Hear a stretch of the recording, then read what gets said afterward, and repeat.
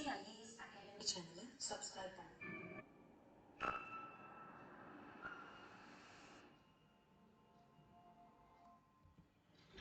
So welcome. இன்னைக்கு நம்ம பார்க்க போகிறது ஆகஸ்ட் 27 உடைய கரண்ட் அஃபேர்ஸ். ஓகேங்களா? ஸோ கரண்ட் அஃபேர்ஸ் பார்ப்போம், அலாங் வித் தட் எம்சிக்யூஸும் பார்ப்போம். ஓகேங்களா? அதாவது அந்த நியூஸை சம்மந்தப்பட்ட எம்சிக்யூஸ், மாடல் மல்டிபிள் சாய்ஸ் கொஸ்டின்ஸை பார்ப்போம். ஓகேங்களா? ஸோ ஃபர்ஸ்ட் நியூஸ்லேருந்து ஆரம்பிப்போம். ஃபர்ஸ்ட் நியூஸ் என்னன்னு பார்த்தீங்க அப்படின்னா, inaccessible உதய் system leaves Aadhaar users in lurch. ஓகேங்களா?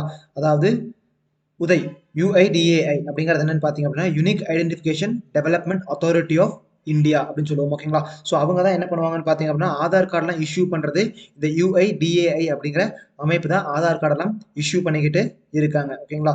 ஸோ இப்போ ரீசெண்டாக என்னாச்சுன்னு வந்து பார்த்தீங்க அப்படின்னா, எல்லாத்தையுமே வந்து ஆதார் கார்டையும் EPFO உடைய அந்த அக்கௌண்ட் போர்ட்டலையும் லிங்க் பண்ணும் அப்படின்னு சொல்லியிருக்காங்க. ஓகேங்களா? அதே மாதிரி ஆதாரையும் EPFO அக்கௌண்ட்டையும் ஆதாரையும் இன்கம் டேக்ஸ் டிபார்ட்மெண்ட்டோடைய பேன் கார்டையும் லிங்க் பண்ணும் அப்படின்னு சொல்லியிருக்காங்க. ஸோ பட் என்ன அப்படின்னு பார்த்தீங்க அப்படின்னா, இந்த UIDAயோட உதய் போர்ட்டல் வந்து பார்த்தீங்க அப்படின்னா ப்ராப்பராக அசசபிளாக இல்லை. ஓகேங்களா? ஸோ இதனால என்னாச்சுன்னு வந்து பார்த்தீங்க அப்படின்னா, நிறைய பேருக்கு வந்து அவங்களுடைய பெனிஃபிட்ஸை வந்து அவங்களால ரீப் பண்ண முடியாத ஒரு சுச்சுவேஷனில் இருக்காங்க. ஓகேங்களா? ஸோ செப்டம்பர் 31 வந்து ஆதாரையும் பேனையும் லிங்க் பண்ணணும்னு சொல்லியிருக்காங்க. அதே மாதிரி ஆகஸ்ட் 31 EPFO அக்கௌண்ட்டையும் ஆதாரையும் லிங்க் பண்ணணும்னு சொல்லியிருக்காங்க. ஓகேங்களா? இஃபோட்டால் அதுக்குள்ள நம்ம லிங்க் பண்ணல அப்படின்னா என்ன ஆகும்னு வந்து பார்த்தீங்க அப்படின்னா, அவங்களுடைய கன்சர்ன் அக்கௌண்ட்ல வந்து பார்த்தீங்க அப்படின்னா கேஷ் அப்படிங்கிறது ஆர் EPFO பணம் ஆர் பென்ஷன் PF பணம் அப்படிங்கிறது வந்து ப்ராவிடன்ட் ஃபண்ட் பணம் அப்படிங்கிறது வந்து பார்த்தீங்க அப்படின்னா டெபாசிட் ஆகாது அப்படின்னு சொல்லியிருக்காங்க. எதுக்காக இதை லிங்க் பண்ணணும்னு வந்து பார்த்தீங்க அப்படின்னா, டு வீட் அவுட் ஃபேக் அக்கௌண்ட் ஹோல்டர்ஸ் எல்லாமே வீட் அவுட் பண்ணுறதுக்காக தான் இந்த மெத்தடை யூஸ் பண்ணிட்டு இருக்காங்க. ஓகேங்களா? ஸோ இதை பேஸ் பண்ண கொஸ்டின் என்னன்னு பார்த்தீங்க அப்படின்னா, unique identification development authority of India is an body responsible for issuing Aadhaar card and its related services.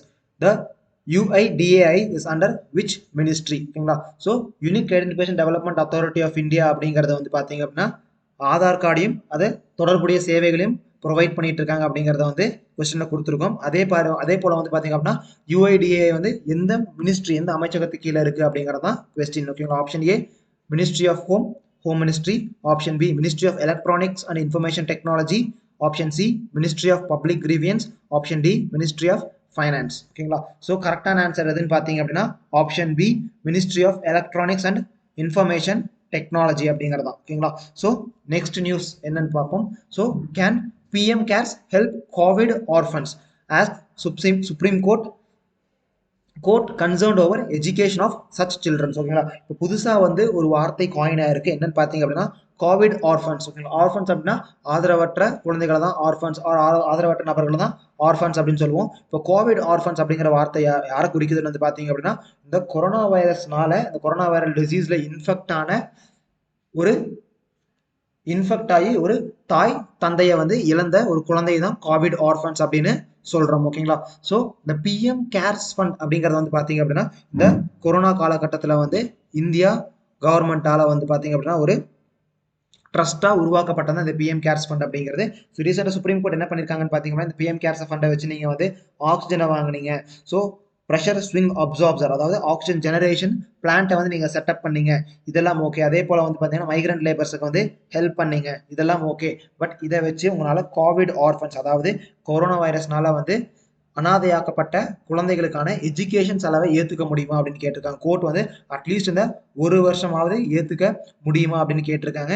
So அதுக்காக வந்து பார்த்தீங்கன்னா அடிஷ்னல் சாலிசிட்டர் ஜெனரலான பாட்டி மிஸ் ஐஸ்வர்யா பாட்டி என்ன சொல்லியிருக்காங்கன்னு வந்து பார்த்தீங்க அப்படின்னா, நாங்கள் வந்து இதை ஸ்டேட் கவர்மெண்ட் கிட்ட கன்சர்ன் பேசிக்கிட்டு அந்த இண்டிபெண்டன்ட் ஸ்டேட் கவர்மெண்ட்ஸ் கூட நாங்கள் முடிவு பண்ணி இதை இம்ப்ளிமெண்ட் பண்ணுறோம். பட் PM கேர்ஸ் ஃபண்டில் மூலியமாக இம்ப்ளிமெண்ட் பண்ண முடியுமா அப்படிங்கிறத வந்து நாங்கள் யோசிக்கிறோம். பட் எங்களுக்கு இதுக்கு ஸ்டேட்ஸோட கோஆர்டினேஷன் தேவை, நாங்கள் ஸ்டேட்ஸ் கிட்ட பேசிட்டு we will contact you later அப்படின்ற மாதிரியும் சொல்லியிருக்காங்க. ஓகேங்களா? ஸோ இன்ஃபர்மேஷனை பாஸ் ஆன் பண்ணுறோம் அப்படின்னு சொல்லியிருக்காங்க. ஸோ இந்த கோர்ட் கடைசிக்கு என்ன சொன்னாங்கன்னு பார்த்தீங்க அப்படின்னா, நீங்கள் இந்த ஒரு வருஷமாவது அந்த குழந்தைகளோட செலவை ஏற்றுக்கோங்க. பிகாஸ் பிரைவேட் ஸ்கூலில் படிக்கக்கூடிய குழந்தைகளோட ஃபீஸ் அப்படிங்கிறது அதிகமாக இருக்கும். ஸோ இந்த ஒரு வருஷமாவது ஏற்றுக்கலாமே அப்படின்ற மாதிரி கேட்டிருக்காங்க. பட் ஐஸ்வர்யா பாட்டி என்ன சொல்லிட்டாங்கன்னு பார்த்தீங்க அப்படின்னா, அடிஷனல் சாலிசிட்டர் ஜெனரல் என்ன சொன்னாங்கன்னு பார்த்தீங்க அப்படின்னா, we will talk with the states அப்படின்ற மாதிரி சொல்லியிருக்காங்க. ஓகேங்களா? அதே போல் வந்து பார்த்தீங்க அப்படின்னா இதுக்கு முன்னாடி குழந்தைகளுக்கு வந்து, அதாவது பெற்றோர்களை இழந்த குழந்தைகளுக்கு, ஸோ 3 கேட்டகரியாக பிரித்தாங்க. அப்பா அம்மா 2 பேர்த்தையும் இழந்த குழந்தை, ஆர் இழந்து தனியாக ஏதோ ஒரு சைல்டு வெல்ஃபேர் ஹவுஸில் வாழ்ந்துட்டு இருக்க குழந்தை அப்படின்னு பிரிச்சாங்க. செகண்ட் கேட்டகரி வந்து பார்த்தீங்க அப்படின்னா ஈதர் ஆஃப் த பேரண்ட், தாய் அல்லது தந்தை ரெண்டு பேர்ல யாரோ ஒருத்தர் இழந்தவங்க. மூணாவது கேட்டகரி என்னன்னு பார்த்தீங்கன்னா ரெண்டு பேர்த்தையுமே இழந்து யாரோ ஒருத்தர், அதாவது சொந்தக்காரங்களுடைய மேற்பார்வையில் வாழ்ந்துட்டு இருக்கக்கூடிய குழந்தைகள் 3 பேரை பிரிச்சாங்க. ஸோ அவங்களுக்கு தேவையா போய் சேர வேண்டிய நிவாரணம் போய் சேர்ந்துருச்சா அப்படின்னு கேட்டதுக்கு இது ஸ்டேட்ஸ் கூட கோஆர்டினேட் பண்ணி போய்கிட்டே இருக்கு. ஸோ நாங்கள் வந்து அதை ஆரம்பிச்சிட்டோம், நீ முடிக்கல அப்படின்ற மாதிரி சொல்லியிருக்காங்க. ஓகேங்களா? ஸோ ஒரு சில பேருக்கு அந்த பெனிஃபிட் ரீச் ஆயிடுச்சு, ஒரு சில பேருக்கு ரீச் ஆகல அப்படின்னு சொல்லியிருக்காங்க. ஸோ இதை பேஸ் பண்ண கொஸ்டின் என்னன்னு பார்த்தீங்க அப்படின்னா the PM CARES fund was set up by Government of India after the request from people to deal with COVID like situation. ஓகேங்களா? ஸோ இந்த people அப்படிங்கிறத வந்து பார்த்தீங்க அப்படின்னா மெஜாரிட்டி ஆஃப் த பியூரோக்ராட்ஸோட ரெக்வஸ்ட்ல தான் இந்த பிஎம் கேர்ஸ் ஃபண்ட் அப்படிங்கிறது தோற்றுவிக்கப்பட்டுச்சு. So which among the following ministry is not the member of the committee. ஓகேங்களா? எந்த மினிஸ்டர் இந்த கமிட்டியோடைய ட்ரஸ்டி மெம்பர் இல்லை அப்படின்னு கேட்டிருக்கோம். ஓகேங்களா? Option A prime minister, option B defence minister, option C health minister, option D finance minister. ஓகேங்களா? So இதில் கரெக்டான ஆன்சர் எதுன்னு பார்த்தீங்க அப்படின்னா ஆப்ஷன் சி ஹெல்த் மினிஸ்டர். ஓகேங்களா? ஹெல்த் மினிஸ்டர் அதோடைய மெம்பர் கிடையாது, ட்ரஸ்டி மெம்பர் கிடையாது. ஸோ அது ஒரு ட்ரஸ்ட் ஃபண்ட் தான் இல்லைங்களா? ஸோ அதோட ட்ரஸ்டி வந்து prime minister, defence minister and finance minister, அந்த 3 பேருமே. ஹெல்த் மினிஸ்டர் அதோடைய ட்ரஸ்டி கிடையாது. ஓகேங்களா? ஸோ நெக்ஸ்ட் நியூஸ் என்னன்னு பார்த்தீங்க அப்படின்னா eastern India's largest electronic manufacturing cluster has been opened. ஓகேங்களா? ஸோ ஈஸ்டர்ன் இந்தியா அப்படிங்கும்போது வந்து பார்த்தீங்க அப்படின்னா ஈஸ்டர்ன் பகுதிகள், Odisha, state of Odisha, Jharkhand, so parts of Chhattisgarh, west Bengal and parts of பீகாரை கவர் பண்ணது தான் ஈஸ்டர்ன் இந்தியா அப்படிங்கிறது. ஓகேங்களா? ஸோ இந்த ஈஸ்டர்ன் இந்தியா பகுதிகளிலேயே வந்து லார்ஜஸ்ட் எலக்ட்ரானிக் மேனுஃபேக்சரிங் கிளஸ்டரை வந்து தோற்று வச்சிருக்காங்க. ஓகேங்களா? ஸோ அது எந்த இடத்துல இருந்து பார்த்தீங்க அப்படின்னா ஆதித்யாபூர் அப்படிங்கிறது. ஸோ எலக்ட்ரானிக்ஸ் அப்படிங்கிறது வந்து பார்த்தீங்க அப்படின்னா இந்தியா வந்து எலக்ட்ரானிக் கிளஸ்டர்ஸ் வந்து நிறைய ஓப்பன் பண்ணணும். ஓகேங்களா? ரீசெண்ட் கூட வந்து பார்த்தீங்க அப்படின்னா ப்ரொடக்ஷன் லிங்க்டு இன்சென்டிவ் ஸ்கீமில் வந்து நிறைய எலக்ட்ரானிக் இண்டஸ்ட்ரீஸ்க்கு நிறைய சலுகைகள் கொடுத்துருக்காங்க. ஓகேங்களா? ஸோ இண்டஸ்ட்ரி செட் பண்ணுறதுக்கு நிறைய சலுகைகள் கொடுத்துருக்காங்க.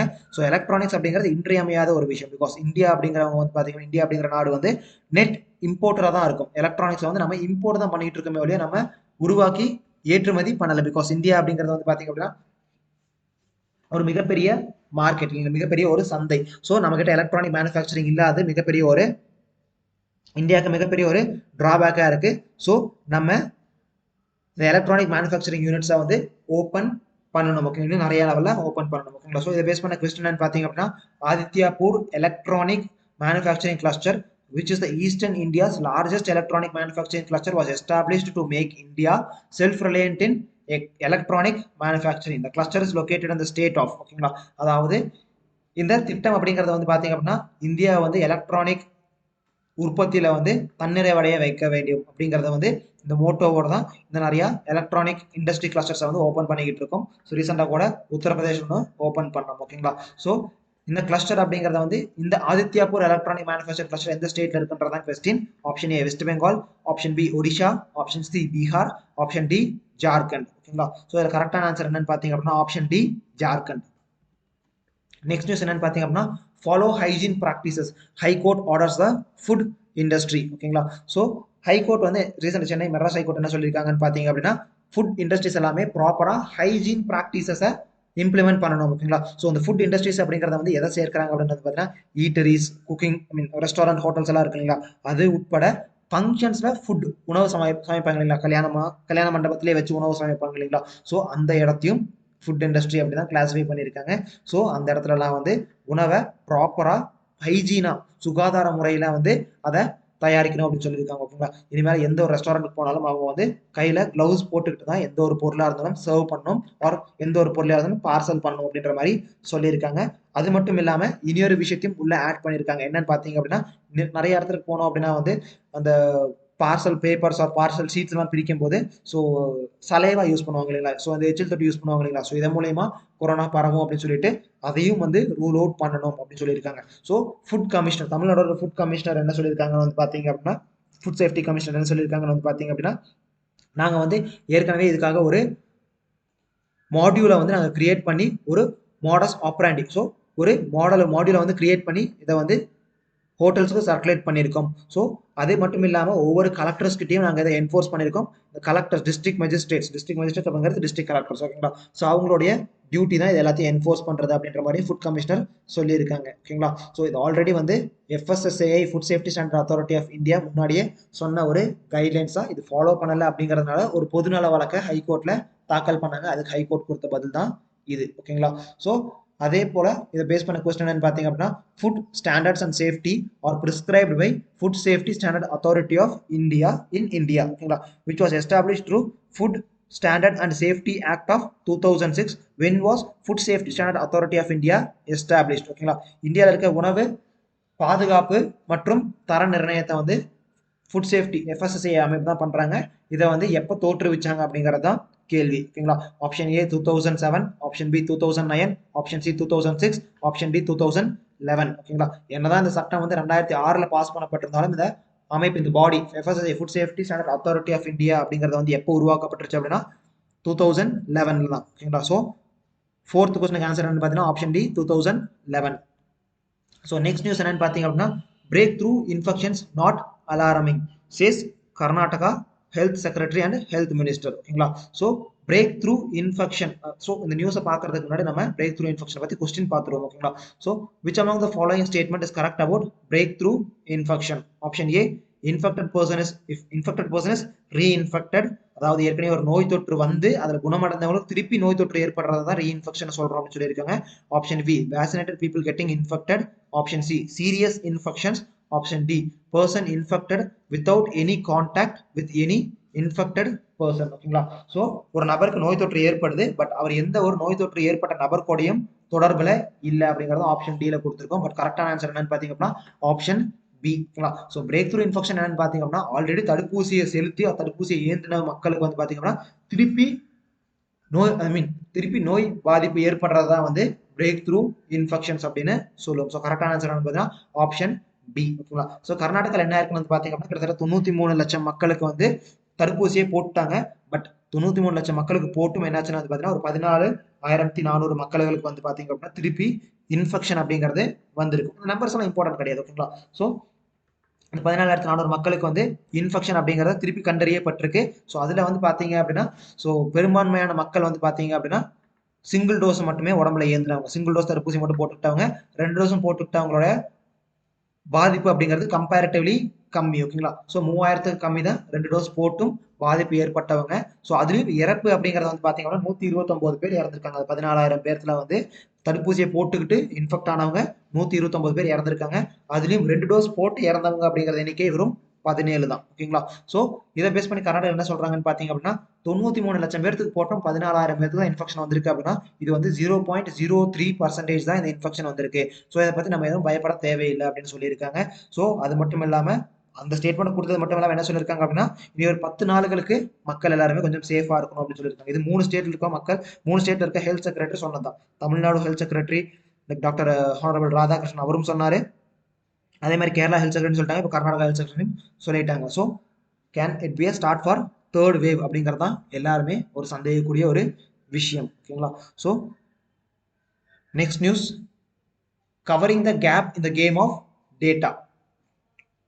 ஸோ டேட்டா அப்படிங்கிறது வந்து பார்த்தீங்க அப்படின்னா ஒரு இன்றியமையாத விஷயம். ஒரு தரவு, ஒரு நபருடைய தரவு ஆர் ஏதோ ஒரு எந்த ஒரு விஷயமா இருந்தாலும் அதனுடைய தரவு அப்படிங்கிறது எந்த ஒரு ப்ராசஸாக இருந்தாலும் அதனுடைய தரவு டேட்டா அப்படிங்கிறது ரொம்ப ரொம்ப முக்கியம். ஓகேங்களா? பட் என்ன ஆகுதுன்னு வந்து பார்த்தீங்க அப்படின்னா இந்தியாவில் வந்து லைக் கம்ப்ளீட் டேட்டா வந்து நம்மளுக்கு கிடைக்கிறது கிடையாது. ஓகேங்களா? ஸோ கேப்ஸ் இருக்கு. ஸோ இந்த டேட்டா வச்சு நம்ம என்ன பண்ண முடியும்னு வந்து பார்த்தீங்க அப்படின்னா டேட்டா ட்ரிவன் பாலிசி மேக்கிங்கை நம்ம மேற்கொள்ளலாம். ஓகேங்களா? அது என்ன டேட்டா ட்ரிவன் பாலிசி மேக்கிங் பார்த்தீங்க அப்படின்னா பாலிசி மேக்கிங் அப்படின்னா மக்களுக்கான திட்டத்தை உருவாக்குறது தான் பாலிசி மேக்கிங் அப்படின்னு சொல்லுவோம். டேட்டா ட்ரிவன் அப்படின்னா ஆதாரத்தோட யாருக்கு என்ன பண்ணணும் எவ்வளோ பண்ணணும் அப்படிங்கிறத தெரிஞ்சு பண்ணுறது தான் டேட்டா ட்ரிவன் பாலிசி மேக்கிங் அப்படின்னு சொல்லுவோம். ஓகேங்களா? இனியும் சொல்ல போனால் அப்படின்னா டார்கெட்டட் பெனிஃபிஷியரிஸ். ஓகேங்களா? ஸோ ஃபார் எக்ஸாம்பிள் வந்து நாளைக்கு வந்து யாருக்காவது நம்ம சப்சிக்வெண்ட் கவர்மெண்ட், போன கவர்மெண்ட்டும் சரி இப்போ இருக்க தமிழ்நாடு கவர்மெண்ட்டும் சரி மக்கள் அனைவருக்குமே வந்து அரிசி கார்டு வச்சிருக்க ப்ரியாரிட்டி ஹவுஸ் ஹோல்ட் மக்களுக்கு எல்லாத்துக்குமே வந்து என்ன பண்ணாங்கன்னு பார்த்தீங்க அப்படின்னா லைக் பணங்களை கொடுத்தாங்க. தீபாவளி டைம்ல, பொங்கல் டைம்ல, இப்போ வந்து கொரோனா நிவாரண நிதின்னு சொல்லி ஒரு 4,000 ரூபாய் கொடுத்தாங்க இல்லைங்களா? ஸோ இந்த பணம் அப்படிங்கிறத வந்து பார்த்தீங்க அப்படின்னா டார்கெட்டடாக கொடுக்கறதுக்கான ஒரு மிக முக்கியமான விஷயம் என்னன்னு பார்த்தீங்க அப்படின்னா நம்மளுக்கு அது தேவையான டேட்டா. ஓகேங்களா? ஸோ இன்னைக்கு வந்து அரிசி கார்டு வச்சிருக்க எல்லாருமே வந்து 10,000 ரூபாய் 15,000 ரூபாய் கம்மியாக சம்பாதிக்கிறாங்கன்னு பார்த்தா அது கிடையாது. ஓகேங்களா? ஸோ லீகலி வந்து பார்த்தீங்க அப்படின்னா 15,000க்கு கம்மியாக சம்பாதிக்கிறவங்களுக்கு மட்டும் தான் இந்த அரிசி கார்டு அப்படிங்கிறது கொடுக்கணும் அப்படிங்கிறது தான் ஒரு மெயின் மோட்டோவா இருந்துச்சு ஓகேங்களா. பட் இன்னைக்கு வந்து லேக்ஸ்ல சம்பாதிக்கிறவங்களும் அரிசி கார்டு வாங்கி வச்சுக்கிட்டு தான் இருக்காங்க. ஸோ அவங்களுக்கெல்லாம் இந்த கவர்மெண்ட் கொடுக்கக்கூடிய இந்த 4000 ரூபா 2500 2000 ரூபா 1000 ரூபா அப்படிங்கிறது தேவையே கிடையாது ஓகேங்களா. ஸோ யாருக்கு கொடுக்கணுமோ அவங்களுக்கு தேவையான திட்டங்களையும் அவங்களுக்கு தேவையான வசதிகளையும் ப்ரொவைட் பண்ணுறதுக்கு பேர் தான் டேட்டா ட்ரிவன் பாலிசி மேக்கிங். அதுக்காக டேட்டா தேவை. பட் நம்மளுக்கு வந்து என்ன ஆகுதுன்னு பார்த்தீங்கன்னா ப்ராப்பர் டேட்டாஸ் அப்படிங்கிறத கலெக்ட் பண்ண முடியல அப்படின்னு ஒரு ஆர்டிக்கல்ல மென்ஷன் பண்ணியிருந்தாங்க ஓகேங்களா. ஹிந்து நியூஸ் பேப்பர்ல ஒரு ஆர்டிக்கல்ல மென்ஷன் பண்ணியிருந்தாங்க. ஸோ அதை பேஸ் பண்ணி நம்ம கொஸ்டினை ஃப்ரேம் பண்ணியிருக்கோம் ஓகேங்களா. So which among the following committee is related to data protection legislation ஓகேங்களா. அதே போல் டேட்டா அப்படிங்கிறது வந்து பார்த்தீங்கன்னா மிக முக்கியமான ஒரு விஷயம். அதை ப்ரொடெக்ட் பண்ண வேண்டிய விஷயம். ஒரு தனிநபருடைய தரவு டேட்டா பர்சனல் இன்ஃபர்மேஷன்ஸ் எல்லாமே வந்து மற்ற ஏதோ ஒரு கம்பெனியோ ஒரு கண்ட்ரிக்கோ போகிறத வந்து நம்ம தடுக்கணும் அப்படிங்கிறது வந்து இந்த டேட்டா ப்ரொடெக்ஷன் லெஜிஸ்லேஷனுடைய ஒரு முக்கியமான ஒரு மோட்டோ. பட் 2018 இருந்து இது வந்து பார்லிமெண்ட்ரி கமிட்டிஸ்லேயே வந்து இது மாட்டிக்கிட்டு இருக்கு. இனியும் வந்து இது லா ஆகலை, ஒரு ஆக்டா மாறலை ஓகேங்களா. ஸோ எந்த அமைப்பு எந்த கமிட்டி வந்து டேட்டா ப்ரொடெக்ஷன் லெஜிஸ்லேஷனோட தொடர்புடையது அப்படின்னு கேட்டிருக்கோம். So option A Injeti Srinivas committee, option B Uday Kotak committee, option C BN Srikrishna committee, option D Azim Premji committee ஓகேங்களா. ஸோ இதில் கரெக்டான ஆன்சர் என்னன்னு பார்த்தீங்க அப்படின்னா option C BN Srikrishna committee ஓகேங்களா. ஸோ மற்ற 3 கமிட்டியும் எதை சம்மந்தப்பட்டது அப்படின்னு தெரிஞ்சது அப்படின்னா கமெண்ட்ல ஆன்சர்ஸை போஸ்ட் பண்ணுங்க ஓகேங்களா. ஸோ நெக்ஸ்ட் நியூஸ் என்னன்னு பார்த்தீங்க அப்படின்னா இதுவும் ஒரு எடிட்டோரியல்ல வந்த ஒரு நியூஸ் தான் ஓகேங்களா. இது ஒப்பீனியன் எடிட்டோரியல்ல வந்த ஒரு நியூஸ் ஓகேங்களா. Has a first past the post system polarised Indian politics politicising social divide and failing of the parliamentary system how led to this situation ஓகேங்களா. ஸோ அதாவது மக்களை பிரிவினைப்படுத்துதா இந்த நம்மளுடைய எலெக்ஷன் சிஸ்டம் அப்படிங்கிறது தான் இந்த ஆர்டிக்கலை பேசியிருந்தாங்க ஓகேங்களா. ஸோ இன்னைக்கு வந்து பார்த்தீங்கன்னா நம்ம ஃபாலோ பண்ணிக்கிட்டு இருக்க முறை என்னன்னு பார்த்தீங்கன்னா first past the post system follow பண்ணிக்கிட்டு இருக்கும் ஓகேங்களா. ஸோ மெஜாரிட்டி ஆஃப் த எலெக்ஷன்ஸ்ல first past the post system தான் ஃபாலோ பண்ணிக்கிட்டு இருக்கோம். மற்ற பிரசிடென்ஷியல் வைஸ் பிரசிடென்ஷியல் எலெக்ஷன்ஸ்ல மட்டும்தான் நம்ம வந்து வேற ஒரு மெத்தட் ஆஃப் எலெக்ஷனை ஃபாலோ பண்ணிட்டு இருக்கோம். அது என்னன்னு தெரிஞ்சது அப்படின்னா கொஸ்டின் நம்பரோட சேர்ந்து கமெண்ட் பாக்ஸ்ல ஆன்சர் கமெண்ட் பண்ணுங்க. பிரசிடென்ட்டுக்கு எந்த மாதிரி எலெக்ஷன் மெத்தட் நம்ம யூஸ் பண்றோம், first past post system use பண்றோமா இல்லை டிஃபரெண்டா வேற ஏதாவது யூஸ் பண்றோம் அப்படிங்கறத கமெண்ட்ல போஸ்ட் பண்ணுங்க. ஸோ இந்த ஃபர்ஸ்ட் பாஸ் போஸ்ட் சிஸ்டம்னால என்ன ஆகுதுன்னு பாத்தீங்க அப்படின்னா நம்ம ஒரு பெரும்பான்மையான சமூகத்துடைய ஓட்டை வந்து நம்ம வாங்கிட்டோம் அப்படின்னா அந்த எலெக்ஷன்ல ஜெயிச்சிடலாம் அப்படிங்கிறது தான் வந்து இந்த எலெக்ஷனுடைய ஒரு டிராபேக்கா இருக்கு அப்படின்னு இந்த ஆர்டிக்கல்ல சொல்லியிருந்தாங்க. ஸோ இதனால வந்து எல்லா அரசியல் கட்சிகளும் போட்டி போட்டுக்கிட்டு மக்களை வந்து போலரைஸ் பண்றாங்க. ஸோ ஒரு கருத்தை நோக்கி ஆர் ஒரு பிரிவினை நோக்கி இழுத்து செல்றாங்க அப்படிங்கறத இந்த ஆர்டிக்கல்ல பேசியிருக்காங்க ஓகேங்களா. ஸோ நம்ம இதை பேஸ் பண்ண கொஸ்டின் என்னன்னு பார்த்தீங்க அப்படின்னா which among the following statement is correct about first past the post system அப்படின்றதான் கொஸ்டின். ஸோ ஆப்ஷன் ஏ என்னன்னு பார்த்தீங்க அப்படின்னா a person to declare a winner he needs to get 51% of the vote. அதாவது மெஜாரிட்டி ஓட்டை வந்து அவர் வாங்கி இருக்கணும். அப்பதான் அவர் வந்து எலெக்ஷன்ல வெற்றியாளர் அப்படின்னு சொல்லி டிக்ளேர் பண்ணுவாங்க அப்படின்னு சொல்லியிருக்கோம். Option B a person to declare a winner he need to get 100% of the vote. முழுமையான ஓட்டுமே அவர் தான் வாங்கி இருக்கணும். அப்பதான் வந்து அந்த எலெக்ஷன்ல ஃபர்ஸ்ட் பாஸ் போஸ்ட் எலெக்ஷன்ல அவர் வின்னரா இருக்க முடியும் அப்படின்னு சொல்லியிருக்கோம். Option C a person to declare a winner he needs to get maximum votes among the contested candidates. ஓகேங்களா. ஸோ அந்த எலெக்ஷன்ல போட்டி இட்ட வேட்பாளர்களை விட யார் அதிகமான ஓட்டு வாங்கியிருக்காங்களோ அவங்க தான் வின்னர் சொல்லியிருக்கோம். Option D person to declare winner he need to get 25% of the vote. கால்வாசி ஓட்டு மட்டும் வாங்கியிருந்தா போதும் அவர் வந்து வின்னர் டிக்ளேர் பண்ணிடலாம்னு சொல்லியிருக்கோம். ஸோ கரெக்டான ஆன்சர் என்னன்னு பார்த்தீங்க அப்படின்னா ஆப்ஷன் சி ஓகேங்களா. ஸோ இஃப் அட் ஆல் ஒரு 100 பேர் எலெக்ஷன்ல வந்து 100 வேட்பாளர்கள் இருக்காங்க அப்படின்னா அந்த 100 வேட்பாளர்கள்ல ஒரே ஒருத்தர் மட்டும் 2 ஓட்டு வாங்கியிருக்காரு, மற்ற எல்லாருமே ஒவ்வொரு ஓட்டு வாங்கியிருக்காங்க அப்படின்னா அந்த 2 ஓட்டு வாங்கினவர் தான் அந்த எலெக்ஷன்ல வெற்றியாளர் ஓகேங்களா. ஸோ மினிமம் இவ்வளோ ஓட்டு தான் வாங்கணும் அப்படிங்கிறது கிடையாது. ஸோ போட்டியிடக்கூடிய அந்த கேண்டிடேட்ஸ்ல வேட்பாளர்கள்ல அதிகமான ஓட்டு யார் வாங்கியிருக்காங்களோ அவங்க தான் இந்த ஃபர்ஸ்ட் பாஸ் போஸ்ட் எலெக்ஷன்ல ஜெயிப்பாங்க. ஸோ நெக்ஸ்ட் நியூஸ் என்னன்னு பார்த்தீங்க அப்படின்னா the cleanup crew we need vultures not only keep our environment free of carcasses but also help control disease outbreak ஓகேங்களா. ஸோ இந்த ஆர்டிக்கல் வந்து பார்த்தீங்க அப்படின்னா லைக் ஜடாயு ஹிஸ்டாரிக்கலி ஜடாயு அப்படின்னு சொல்லுவாங்க. ஸோ அதை வந்து வல்ச்சர் நத்திங் பட் வல்ச்சர். கேரளால கூட வந்து பார்த்தீங்கன்னா ஜடாயுக்கு ஒரு ஸ்டாச்சு வச்சிருக்காங்க. ஸோ ஜடாயு அப்படிங்கிறது வந்து it is nothing but vulture ஓகேங்களா. ஸோ வல்ச்சர் என்ன பண்ணணும்னு பார்த்தீங்க அப்படின்னா எந்த ஒரு அதோட ஃபுட்டை வந்து டெட் ஆர்கானிசம் அதாவது இறந்த ஒரு உயிரை உண்டு தான் அது வாழும் ஓகேங்களா. ஏதோ ஒரு பறவையோ ஏதோ ஒரு உயிரினமோ இறந்துருச்சு அப்படின்னா அந்த இறந்த உயிரினத்தை சாப்பிட்டு தான் இது வாழும் ஓகேங்களா. ஸோ நிறைய பேர் வல்ச்சர்ஸை வந்து ஒரு ஈவில் கெட்டதா பார்ப்பாங்க ஓகேங்களா. பிகாஸ் ஒரு சில வல்ச்சர் என்ன பண்ணணும்னு பார்த்தீங்க அப்படின்னா ஸோ அடிபட்டு முடியாத நிலையில இருக்கக்கூடிய ஒரு சில உயிரினங்களையும் போல போய் இது சாப்பிடும் ஓகேங்களா. ஸோ உயிருள்ள ஒரு பொருளையும் இது லைக் அது உயிரோடு இருக்கும்போதே சாப்பிடும். அதனால அது வந்து கெட்டதுன்னு நினைச்சு நிறைய பேர் என்ன பண்ணாங்கன்னு பார்த்தீங்கன்னா 1990s இருந்து 2000s இந்த 2000வது வருஷத்துக்குள்ள என்னாச்சுன்னு வந்து பார்த்தீங்கன்னா 95% ஆஃப் த வல்ச்சர்ஸை கொலை பண்ணிட்டோம். அதாவது வேட்டையாடிட்டாங்க. அது மட்டும் இல்லாம வேட்டையுமாடினாங்க. ஒரு சில டைம் வந்து பார்த்தீங்க அப்படின்னா அது வந்து அந்த இறந்து போன உயிரினத்தை சாப்பிடும் போதே அது இறந்து போச்சு. ஓகேங்களா?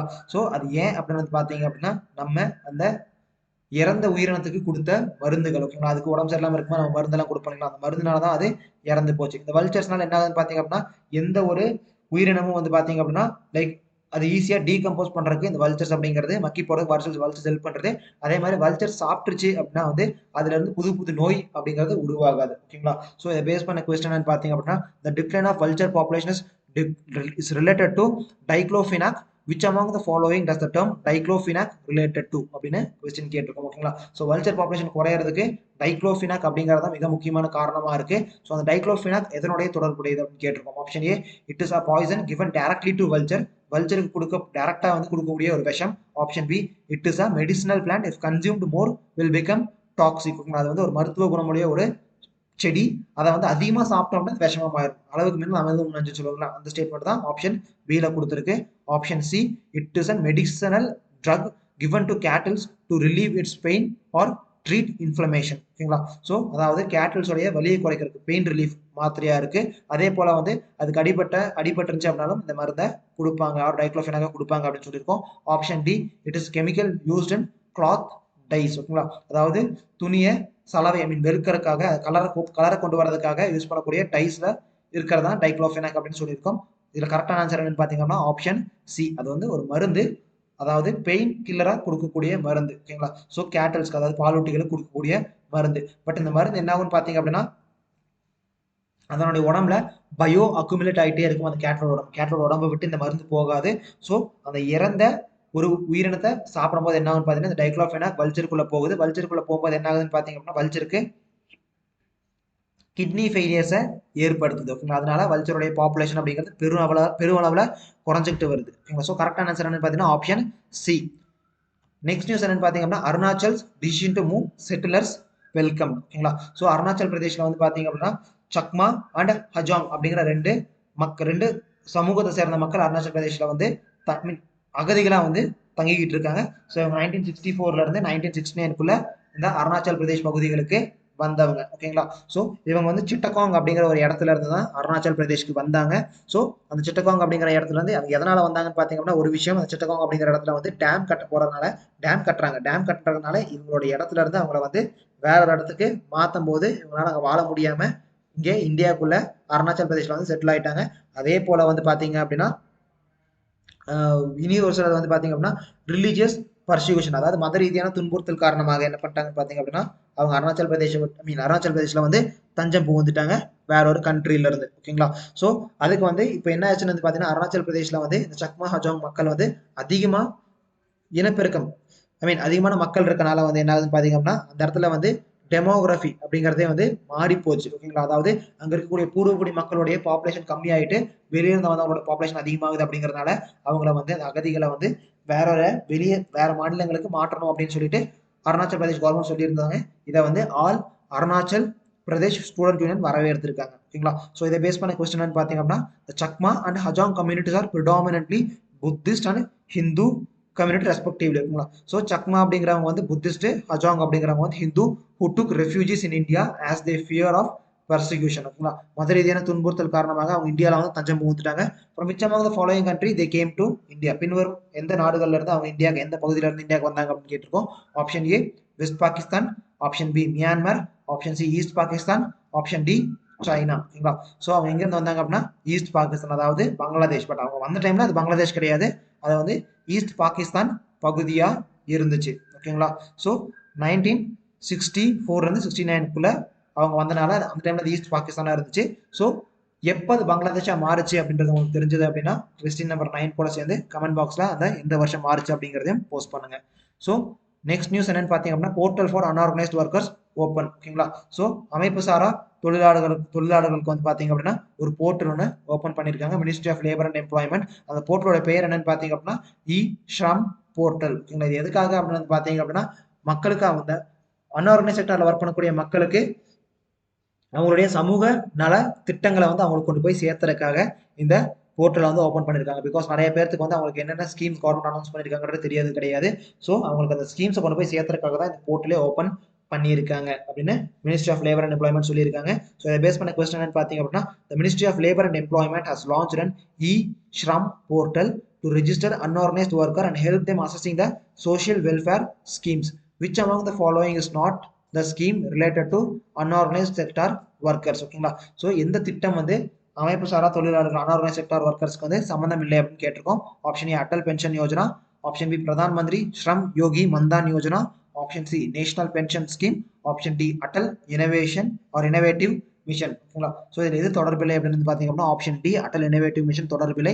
இது வந்து ஸ்டார்ட் அப் இண்டஸ்ட்ரீஸ்க்கும் ஸ்கூல் ஸ்டூடெண்ட்ஸ் அண்ட் காலேஜ் ஸ்டூடெண்ட்ஸ்க்கு, அதாவது புதுசாக புது கண்டுபிடிப்புகள் கொண்டு வரதுக்கான திட்டம் தான் அட்டல் இனோவேட்டிவ் மிஷன் அப்படிங்கிறது. ஓகேங்களா. ஸோ அட்டல் பென்ஷன் யோஜனா அப்படிங்கிறதும் அவங்க வயசு 60 வயசு தாண்டினதுக்கு அப்புறம் பென்ஷன் கொடுக்கறது, நேஷனல் பென்ஷன் ஸ்கீம். இது ரெண்டுமே option A and option C ரெண்டுத்தையும் இப்போ இணைச்சிட்டாங்க. ஓகேங்களா. ஆப்ஷன் பி பிரதான் மந்திரி ஸ்ரம் யோகி மன்தான் அப்படிங்கிறது வந்து பார்த்தீங்க அப்படின்னா 18 வயசுல இருந்து 40 வயசுக்குள்ள இருக்கவங்க வந்து லைக் அவங்க வயசுக்கு ஏற்ற மாதிரி பணத்தை வந்து மாசம் அதில் டெபாசிட் பண்ணிக்கிட்டே வந்துகிட்டு இருக்கணும். ஸோ நம்ம வந்து ஒரு 10,000 டெபாசிட் பண்றோம் அப்படின்னா கவர்மெண்ட் நம்ம பேரில் 10,000 டெபாசிட் பண்ணுவாங்க. ஸோ ஒட்டுமொத்தமாக நம்ம லைக் 60 வயசுக்கு அப்புறம் நம்மளுக்கு ஒரு பல்கா மாசம் ஒரு அமௌண்ட் வந்துகிட்டு இருக்கும். பல்குன்னு சொல்ல முடியாது, ஒரு டீசென்டான ஒரு அமௌண்ட் வந்துகிட்டு இருக்கும். அந்த அமௌண்ட் எவ்வளோ அப்படிங்கிறது உங்களுக்கு தெரிஞ்சது அப்படின்னா அதை கமெண்ட்ல போஸ்ட் பண்ணுங்க. கொஸ்டின் நம்பர் 10 போட்டு அந்த அமௌண்ட்டை கமெண்ட்ல போஸ்ட் பண்ணுங்க. மாசம் ஒரு பென்ஷன் மாதிரி வந்துகிட்டு இருக்கும். அதான் பிரதான் மந்திரி ஸ்ரம் யோகி மன்தான் யோஜனா அப்படிங்கிறது. ஓகேங்களா. ஸோ இதுக்கான கரெக்டான ஆன்சர் என்னன்னு பார்த்தீங்க அப்படின்னா ஆப்ஷன் டி. ஸோ இன்னைக்கான கரண்ட் அஃபேர்ஸ் அப்படிங்கிறது முடிஞ்சது. ஸோ நாளைக்கு different set of current affairs கொஸ்டின்ஸோட மீட் பண்ணுவோம். தேங்க்யூ.